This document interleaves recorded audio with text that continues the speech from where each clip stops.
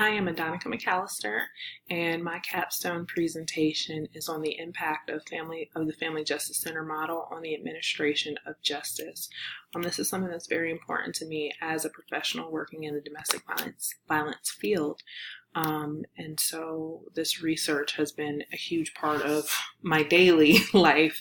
The presentation content will include just background and scope, which is lengthy only because it's foundational information about domestic violence. I'll move forward to discuss the research and literature, or some of it, that I've reviewed. And then we'll go on to discuss my independent research that I conducted throughout this semester. I would like to take a minute to discuss some of the language that may be used in this presentation. I may refer to victims as female and aggressors or abusers as male. That's common in a lot of domestic violence research, only because statistically women are more likely to be victimized in domestic violence situations. There are exceptions to this, and we are going to discuss some of those exceptions, but this is in no way intended to minimize any experiences by men who are victims of domestic violence, nor people who are in same-sex relationships or who may be gender non-conforming.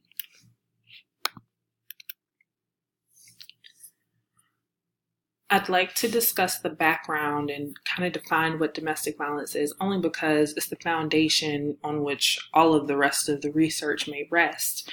And domestic violence is defined as a pattern of coercive behavior in which one person attempts to control another person.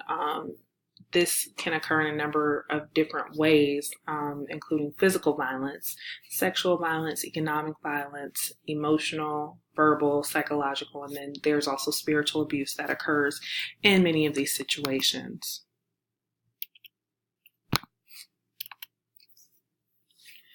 This is the power and control wheel. It's a simplified version of it, and it's adapted from the original power and control wheel. It's also known as the Duluth model, and it identifies the different tactics of abuse. It's very common in domestic violence training and information, only because it shows you that power and control is at the center of these abusive situations. And if you look on the outer ring of the wheel, it doesn't become sexual violence or physical violence unless all of these tactics, probably don't work in some regard with a person who is intending to abuse another person. So some statistics about domestic violence, it accounts for 15% of all violent crime, 76% of victimizations between 2003 and 2012 were against women. And a very, very important and jarring statistic I'd like to skip down to the bottom is that only about 4% of victims of domestic violence homicides are ever in contact with a domestic violence service provider. As we increase our understandings of, domestic violence and our social understandings of each other, it's really important to understand intersectionality as well. And that is that individuals experience oppression or privilege based on a number of different categories that they may belong to. This is important because anybody can be victimized, by their partner or a person that they've been in a relationship with. However, based on certain characteristics, you may be more likely than other people to be a victim of intimate partner violence. And an important thing about expanding our understandings is that there are now a number of different power and control wheels that address different sorts of things. The one on the left here is power and control in the immigrant community. So they may face different barriers than we see in the original power and control wheel, right? So the original power and control wheel here has, very, very basic strategies that are used by abusers. But if you go back and understand that, another power and control tactic may be threatening to file immigration papers or not allowing a person to learn English, for example. On the right, we have the LGBTQ power and control wheel. And essentially this addresses a number of different tactics, and which lesbian, gays, bisexual people, and gender nonconforming or transgender people are victimized by their partner. A lot of these things are a lot of the same, but they're very specific too, such as, a person in a same-sex relationship has the fear of potentially being outed by the person that they're in a relationship with, and the abuser may use that as a power and control tactic. And so there are some other statistics about the rates of victimization, but essentially when you think about that power and control wheel, we also have to think about our different cultural understandings, which include sexism, heterosexism, ageism, racism, ableism, classism, and then spirituality as well.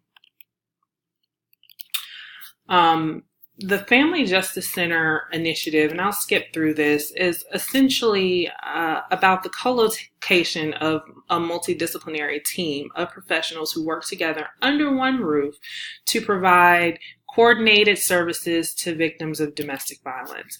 Now, coordinated community response initiatives are very similar, but they come more in the form of teams. So everyone may not be necessarily housed under the same roof. However, they do have very similar objectives, which would be improved system effectiveness, the delineation of services across different agencies, the delivery of the appropriate services, victim safety, and obviously the successful sanctioning of the offender.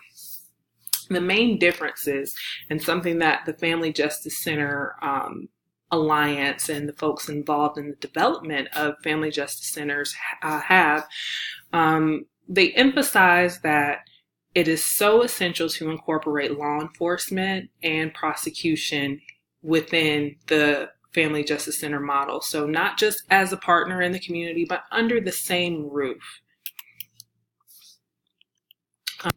In 2003, President George W. Bush basically identified the Family Justice Center movement as a national best practice in terms of service delivery for victims of domestic violence for a number of different reasons, all listed before you. Essentially, the co-location of these multidisciplinary services increase victim safety, increase offender accountability, and provide for the successful sanctioning of offenders.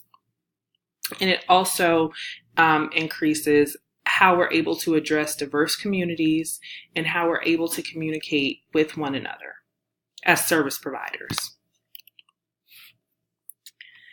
And the vision, again, is comprehensive wraparound services, co-located law enforcement, prosecution, and victim witness personnel, integrated forensic medical and health services, integrated coordinated civil legal services, on-site shelter and community-based agency advocates, shared sustained funding, integrated information systems, welcoming home-like atmospheres for people who are fleeing domestic violence. That is a big deal, to go into a place that doesn't feel like a shelter. It feels like a place where they're welcome. And finally, inclusive and culturally competent policies and practices. The Family Justice Center movement is powerful because no single individual or agency has the ability to address every single need that victims of intimate partner violence experience. And in addition to that, there are so many different barriers, and it's so prevalent that it's essential that all of these service providers lean on one another in order to best provide services and not burn each other out. So here's some information about the key players, and those are identified by Gail Strack and Casey Gwynn in Dream Big, Start Small, and it's a manual on how to begin a family justice center in the community. And the goals of this are very simple. I would show this Buncombe County Family Justice Center video, but essentially it talks about all of the different places that a victim of intimate partner violence must go in the first 3 days. And it's several places. It's talking to, hundreds of people, repeating your story so many times. People are burnt out and they don't follow through and basically continue with the prosecution process because they're focused on their basic survival needs. So a lot of the research did come from the Family Justice Center Alliance resource library, but I looked for some different sources on kind of some different topics. As the Family Justice Center is a newer model, with the first Family Justice Center being established in 2002, there's not a large body of research on the successes and failures of the centers in and of themselves. But some of the things that I looked at were an article by the CDC about how intimate partner violence is preventable, other coordinated responses to intimate partner violence, and then some different snapshots on what the domestic violence courts see as a priority. The CDC says that intimate partner violence is preventable through multi-level, multi-sector strategies, and that is important. Additionally, the rest of this research does say that it is successful when folks all work together, whether or not they're under the same roof, but the goals of everyone essentially are the same: victim safety and offender accountability. We want to see fewer domestic violence homicides and deaths, and we want to see more people being admonished and held responsible for their actions, and removing those people from the streets, and from those relationships where they can't do harm, and also hopefully rehabilitating them as well. So some of the challenges that are faced by the early family justice centers are financial sustainability, overcoming strained relationships, determining whether your family justice center is going to be run by an advocacy agency or a government, agency, which is very different and specific to each community, and then there are different barriers to access. So as we go through the rest of these, much of the research is the same and similar in that it identifies the goals, but it doesn't necessarily identify any sort of evaluation or any sort of outputs. So many of the methodological issues are that there's not any common language, and it's really hard to kind of identify that. So my research questions included whether communities with family justice centers saw a decrease in domestic violence homicides. Are there differences in domestic violence case disposal through the civil courts? And do family justice centers impact reported domestic violence crime? In choosing my sample, I had to identify what the potential data sources are.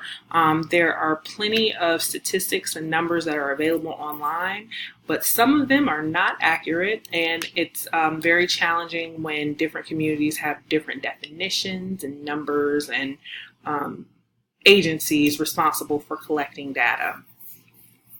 My data set ultimately went from about 15, 16, 17 different centers to what we currently see here on the screen based on the data that was available.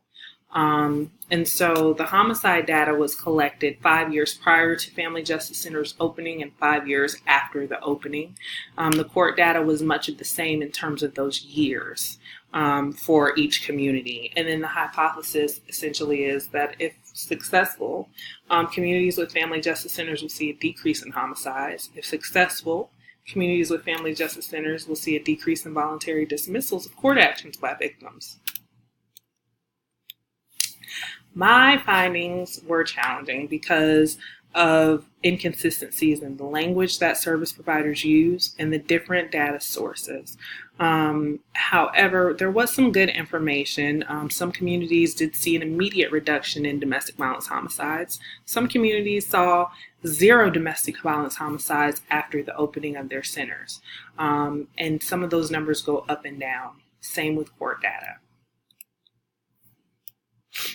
And the challenges are that universal data collection really doesn't exist. There are so many different jurisdictions and understandings across the country, in not just the legal realm, but in different cultural areas. They define domestic violence differently. They define family violence, intimate partner violence differently. And then, in collecting information about homicides, some agencies include, an offender and a victim as two victims or deaths, basically like a murder-suicide, but some communities only count the victim. So it's a challenge to develop this information and bring it all together when there are so many different variables and just the understanding that service providers have. And my recommendation